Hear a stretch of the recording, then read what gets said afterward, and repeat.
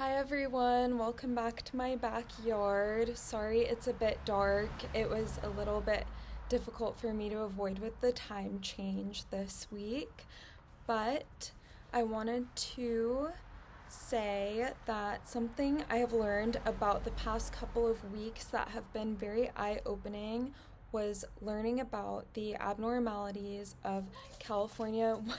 Sorry, that's my cat. Was learning about the abnormalities of the California wildfires.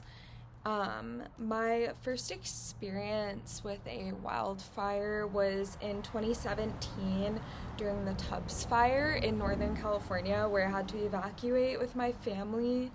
Um, and doing the wildfire and debris lab last week, I had just realized how abnormal that these wildfires that we're experiencing in recent years actually are. Um, I think since that 2017 fire, I had just been telling myself that it was in California's nature to do that periodically. But I'm learning now from the lab that it is not natural exactly. Um, Obviously, the fires last winter were very devastating, and thinking about my apartment now in regards to the fires, I think about the body of water that I live near. I'm trying to expand my area and how I think about it. So I live next to a reservoir.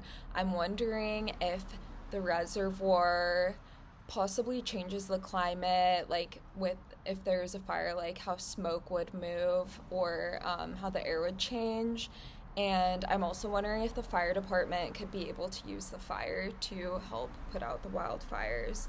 I'm not sure. But I'm specifically referencing the video, What Really Caused the LA Fires, talking about the effects of climate change in module number 9.